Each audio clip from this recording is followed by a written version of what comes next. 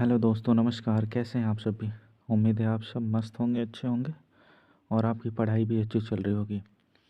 तो आज हम आपके लिए लेकर आए हैं दृष्टि का दृष्टि जो घटना चक्र की आती है, उस दृष्टि का वन लाइनर, जो वन लाइनर करंट अफेयर्स है, उसी को हम आप आज आपके साथ जो है कि देखेंगे। तो वन लाइनर में हालांकि इसका काफ़ी लंबा इसका सीरीज़ बनाना पड़ेगा, लेकिन वन लाइनर का जो महत्वपूर्ण इम्पोर्टेंस है वो एग्ज़ाम में सीधे सीधे सवालों के रूप में पूछे जा सकते हैं या पूछे भी जाते हैं। तो उसके लिए बहुत ही आवश्यक और बहुत ही महत्वपूर्ण है, क्योंकि घटना चक्र जो दृष्टि की है उसी को हमने जो है इसमें शामिल किया है। आप देख भी सकते हैं सूक्ष्म दृष्टि करके। तो चलिए हम इसी में देखने का प्रयास करते हैं। तो सर्वप्रथम इसमें कई आप देखेंगे सेक्शंस होंगे, जैसे कि आप देखें राष्ट्रीय, है ना। उसके बाद देखिए हम दिखा रहे हैं आपको अंतर्राष्ट्रीय, और उसके बाद जो है देखिए आप नीचे स्क्रॉल करते जा रहे हैं तो उसमें आप देखेंगे आर्थिक, ये सभी, और इसके साथ साथ खेल कूद और भी कई। तो आज हम उम्मीद करते हैं, देखते हैं, इसमें पढ़ने का प्रयास करते हैं कौन से घटनाक्रम को। तो राष्ट्रीय घटनाक्रम के बारे में हम आज देखेंगे। तो चलिए देखते हैं। देखिए राष्ट्रीय घटनाक्रम में जो सबसे महत्वपूर्ण और सबसे पहला है वो ये है कि वाइब्रेंट गुजरात वैश्विक शिखर सम्मेलन, जो कि 2024 में आयोजन किया गया, है ना। ये जो है वैसे तो देखिए यहाँ मैंने लिखने का प्रयास किया, गांधीनगर में किया गया, और इसका जो डेट है वो इम्पोर्टेंट आपके लिए हो सकता है। वो था 10 से 12 जनवरी। कब था? 10 से 12 जनवरी। चलिए दूसरा वाला देखते हैं। दूसरा क्या है? दूसरा कह रहा है कि वर्ष 2024 में, यानी कि 2024 में जो कि 10 से 12 जनवरी को हुआ था, ये इसका कौन सा संस्करण था? तो ध्यान रखेंगे फ्रेंड्स, ये इसका 10वां संस्करण था। कौन सा संस्करण था? 10वां संस्करण था। चलिए आगे देखते हैं। देखिए तीसरा महत्वपूर्ण है कि पश्चिम बंगाल सरकार जो है, जो वेस्ट बंगाल सरकार है, उसने कौन से दिन को या किस दिन को राज्य दिवस यानी कि पश्चिम बंगाल की स्थापना दिवस के रूप में मनाने के लिए अधिसूचना जारी किया है? तो ध्यान रखेंगे फ्रेंड्स, ये है 1 जनवरी 2024। ये अभी हाल ही में हुआ है, इसलिए ये महत्वपूर्ण प्रश्न है, तो ये ध्यान रखिएगा। अच्छा, और ये कब किया गया? तो ये भी ध्यान रखेंगे हम।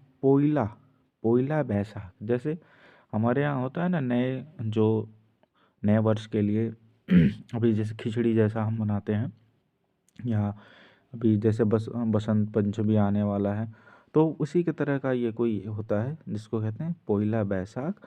और यह जो है कि बंगाली नव वर्ष का प्रथम दिन माना जाता है। पोइला बैसाख को क्या मानते हैं? बंगाली नए वर्ष का या नव वर्ष का, जैसे जनवरी होता है उसी तरह से, तो इसको हम मानते हैं। इसीलिए जो है कि वो बंगाली लोग जो है इसे मानते हैं। इसीलिए ध्यान रखिएगा कि पश्चिम बंगाल सरकार ने क्या किया है, इसको अधिसूचना जारी किया है कि राज्य दिवस के रूप में मनाने के लिए। चलिए आगे देखते हैं।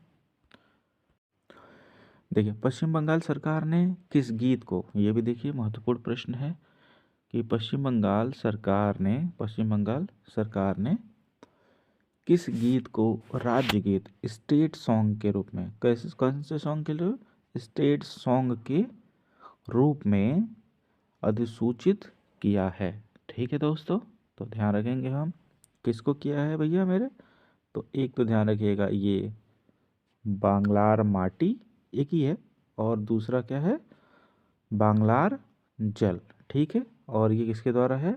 तो ये है रविन्द्रनाथ टैगोर, इनके द्वारा। माफ़ करिएगा, ये थोड़ा सा ठीक नहीं लग रहा है, तो हम यही वाला मतलब ये निशान लगाने के लिए कर लेते हैं। ठीक है, चलिए आगे देखते हैं। तो ध्यान रखिएगा कि पश्चिम बंगाल सरकार ने स्टेट सॉन्ग के रूप में किसे घोषित किया है? बांग्लार माटी, बांग्लार जल। और ये पूछा जा सकता है किसके द्वारा रचित है? तो रविन्द्रनाथ टैगोर के द्वारा। चलिए आगे देखते हैं। देखिए ये बहुत ज़्यादा वैसे इंपॉर्टेंट तो नहीं है। केंद्रीय मंत्रिमंडल ने कौन से हवाई अड्डे को अंतर्राष्ट्रीय विमान इंटरनेशनल एयरपोर्ट घोषित किया है? वैसे तो ये होता रहता है इसमें, लेकिन सूरत हवाई अड्डा है, ठीक है। चलिए इसको छोड़िए, आगे देखते हैं। आगे है, ये इम्पोर्टेंट है ये वाला सवाल, कि भारत का पहला, ये ध्यान रखिएगा भैया, पहला इंटीग्रेटेड स्कूल ऑफ सस्टेनेबिलिटी है ना, कौन सा? इंटीग्रेटेड स्कूल ऑफ सस्टेनेबिलिटी, यानी इसको हम कहते हैं, सस्टेनेबिलिटी का मतलब होता है संपोषणीय, एक ऐसा विकास करना जो वर्तमान के साथ साथ हमारे आने वाले भविष्य में भी बच्चों के लिए या आने वाले जो है जनरेशन के लिए वो किसी तरह का नुकसान न पैदा करे, ठीक है। इसी को कहते हैं सस्टेनेबिलिटी, ठीक है, ध्यान रखिएगा। तो देखिए इसको, ये है कि भारत का पहला पूर्णतः इंटीग्रेटेड स्कूल ऑफ सस्टेनेबिलिटी कहाँ लॉन्च किया गया भैया? तो ये लॉन्च किया गया है कहाँ पर? आईआईटी कानपुर में। इस समय यूपी का आईआईटी कानपुर बहुत ही बेहतरीन कार्य कर रहा है, बहुत ही फेमस कार्य कर रहा है। अभी उसने जो है कि विश्व का एक हृदय बनाया है, उसके बारे में अगर आप देखेंगे तो ये इस तरह के और भी कई काम हैं जो आईआईटी कानपुर जो है इसमें खूब कर रहा है। और ये किसके सहयोग से किया है? कोटक महिंद्रा की साझेदारी से, ठीक है, इसको ध्यान रखेंगे। चलिए आगे देखते हैं। देखिए ये काफ़ी बढ़िया पूछा जा सकता है आपसे, है ना, ये cash for query. Cash for query मतलब ये कैश फॉर क्वेरी, QERY, है ना। क्वेरी मतलब होता है पूछताछ करना, है ना, मतलब पैसे के बदले में संसद भवन संसद में, चूँकि ये महुआ मोइत्रा से एक सांसद है ना, महुआ मोइत्रा एक सांसद है AITMC यानी अखिल भारतीय ऑल इंडिया तृणमूल कांग्रेस से जो है कि सांसद है। और ये पूछा जा सकता है आपसे, पश्चिम बंगाल में कृष्णा नगर से ये सांसद है। तो इन्होंने इन पर जो है कि संलिप्तता का जो है कि आधार पाया गया है, और वो किस लिए है? वो है क्वेश फॉर क्वेरी, यानी कि पैसे लेकर प्रश्न को उठाने के लिए। इसको ध्यान रखिएगा हम। चलिए आगे देखते हैं। किसके द्वारा क्राइम इन इंडिया 2022 रिपोर्ट जारी की गई है? तो इसको ध्यान रखेंगे, राष्ट्रीय अपराध record bureau NCRB, national crime record bureau के द्वारा, ठीक है। अगला देखते हैं भैया। रिपोर्ट के अनुसार प्रति 10 लाख जनसंख्या पर अपराध, देखते हैं।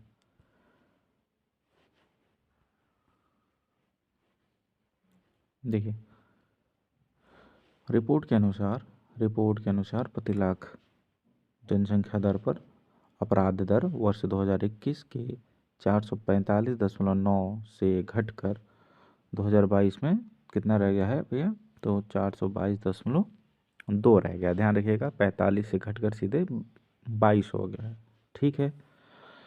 ये तो ठीक है, ध्यान में रखिएगा, लेकिन आगे देखिए, ये काफ़ी महत्वपूर्ण है। प्रति 10 लाख जनसंख्या प्रति 10 लाख जनसंख्या पर सबसे कम अपराध किस महानगर में? तो कोलकाता में, पश्चिम बंगाल का कोलकाता है, और सबसे कम अपराध जो है कि दर्ज किया गया है कोलकाता में, ठीक है। अगला देखते हैं। ये देखिए, ये बहुत ही महत्वपूर्ण सवाल है, ये बहुत ही महत्वपूर्ण है, कह सकते हैं 3 स्टार का सवाल मान के चलिए इसको। विश्व के पहले पोर्टेबल अस्पताल, कौन सा अस्पताल भैया? कौन सा? पोर्टेबल। पोर्टेबल क्या होता है? पोर्टेबल का मतलब होता है आराम से वहनीय, वहनीय। वहनी का मतलब होता है आराम से कहीं ले जाने के, ले आने के लिए, बिल्कुल आराम से, यानी अस्पताल। सोचिए कितना बढ़िया इनोवेशन है। एक ऐसा अस्पताल बनाया गया है जो कि कैसा है? पोर्टेबल है। कैसा है? कैसा है? पोर्टेबल है, ठीक है, ध्यान रखिएगा भैया। विश्व के पहले पोर्टेबल अस्पताल का अनावरण कहाँ किया गया है? गुरुग्राम में। पहले गुड़गांव था, पहले गुड़गांव हुआ करता था, जो कि अब क्या हो गया है? अब हो गया है गुरुग्राम। और ये कहाँ है? हरियाणा में है, ठीक है। दिल्ली से बिल्कुल लगा हुआ है, आप लोग गए होंगे तो जानते भी होंगे, दिल्ली से बिल्कुल सटा हुआ गुरुग्राम है। कभी कभी लोग वहाँ ही वहीं काम करते हैं तो कह भी देते हैं कि नहीं हम दिल्ली में ही रहते हैं, ठीक है। चलिए आगे देखते हैं। पूछा गया है कि इस अस्पताल का नाम क्या है। ध्यान रखिएगा, वही जो विश्व का पहला पोर्टेबल है, ये बहुत ही मोस्ट इम्पोर्टेंट है। तो विश्व के पहले पोर्टेबल अस्पताल का अनावरण गुरुग्राम हरियाणा में किया गया है और इसका नाम है आरोग्य मैत्री एड क्यूब। क्या नाम है? आरोग्य आरोग्य मैत्री मैत्री एड क्यूब, है ना। क्यूब के जैसा शायद होगा, जिसे आराम से बढ़ाया जा सकता हो, घटाया जा सकता हो, इस तरह से होगा। ठीक है। और जो इसमें एक चीज़ और जो ध्यान देने वाली बात है वो ये कि इसे किस परियोजना, कौन से प्रोग्राम के अंतर्गत इसे बनाया गया है, तो वो है भीष्म परियोजना। कौन सी परियोजना भैया? कौन सी? भीष्म भीष्म परियोजना के अंतर्गत इसे बनाया गया है।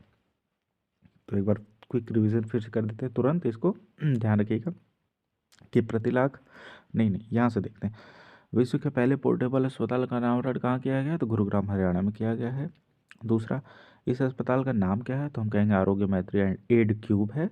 और तीसरा, इसे किस परियोजना के तहत निर्मित किया गया है? तो हम कहेंगे भीष्म परियोजना के द्वारा। ठीक, आगे देखते हैं। चलिए अगला देखते हैं।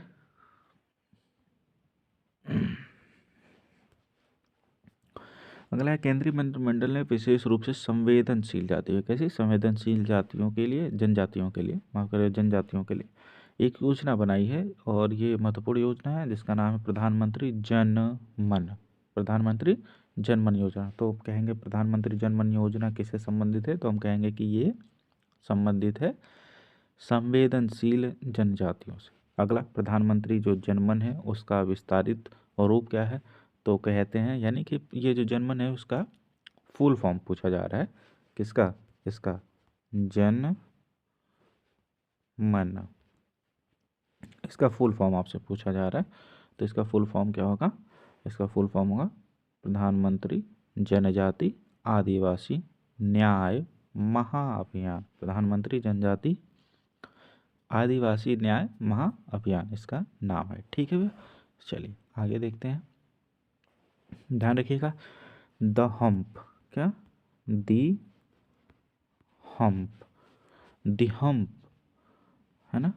ये दी हम्प नामक द्वितीय सेकेंड वर्ल्ड वॉर संग्रहालय, ये बहुत ही इंपॉर्टेंट है, इसको हम भी 3 स्टार का क्वेश्चन मान सकते हैं।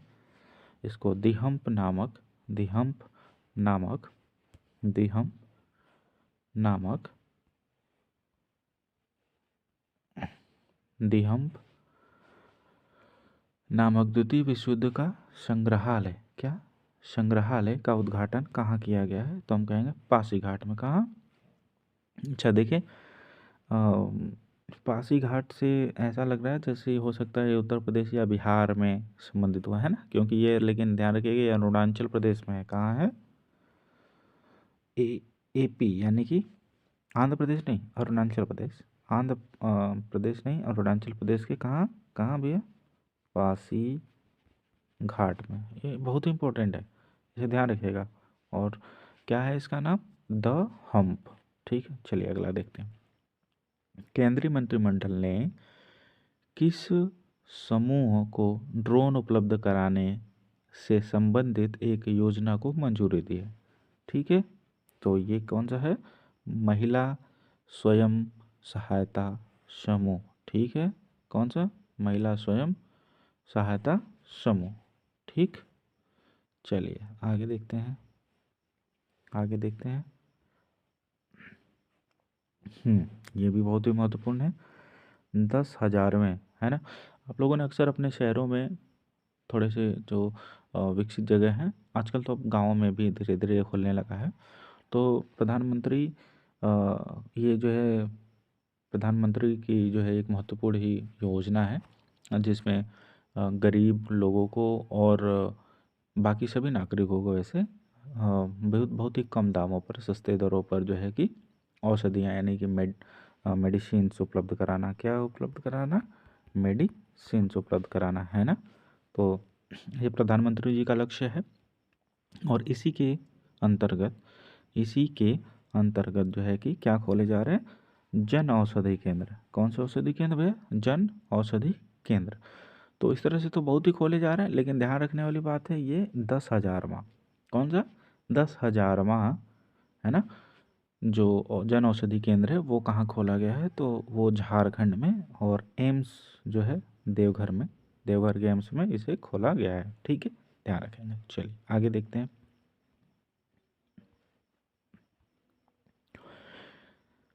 देखिए, अभी हाल ही में Ayushman Bharat health wellness centre का नाम, Ayushman Bharat health wellness centre का नाम बदलकर क्या कर दिया गया है? तो भैया क्या कर दिया गया है? क्या कर दिया गया है? क्या कर दिया गया है? तो ध्यान रखेंगे, इसको आयुष्मान आयुष्मान आरोग्य मंदिर कर दिया गया है। किसका नाम बदल कर आयुष्मान आरोग्य मंदिर कर दिया गया है? आयुष्मान भारत हेल्थ और वेलनेस सेंटर का नाम बदल कर। ठीक है, चलिए आगे देखते हैं। आगे देखिए, ये बहुत इंपॉर्टेंट ये भी है, इसमें है काशी, क्या? काशी तमिल संगमम का दूसरा चरण कब आयोजित किया गया? तो ये ध्यान रखिएगा भैया, यह आयोजित किया गया था 17 से 30 दिसंबर 2023 को, अभी हाल ही में कुछ ही समय पहले। अच्छा, उससे भी ज़्यादा इम्पोर्टेंट है कि यह कहाँ आयोजित किया गया? कहाँ आयोजित किया गया? तो हम कहेंगे क्या? यह आयोजित किया गया वाराणसी उत्तर प्रदेश में। कहाँ किया गया? वाराणसी उत्तर प्रदेश में। चलिए आगे देखते हैं। ये देखिए, ये भी बढ़िया सवाल है। गुजरात ने एक मछली है, उसका नाम है घोल मछली। कौन मछली? घोल। ये घोल मछली को अपना राजकीय मछली के घोषित किया है। ठीक है, इसे ध्यान रखेंगे। चलिए आगे देखते हैं।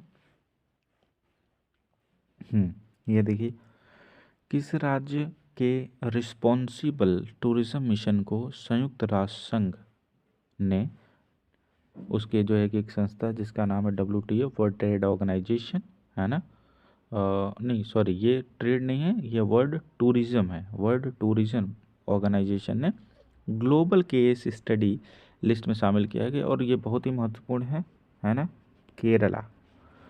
हालांकि केरला में भी इस तरह की चीज़ें हमेशा होती रहती हैं, आपको पता होगा। केरला में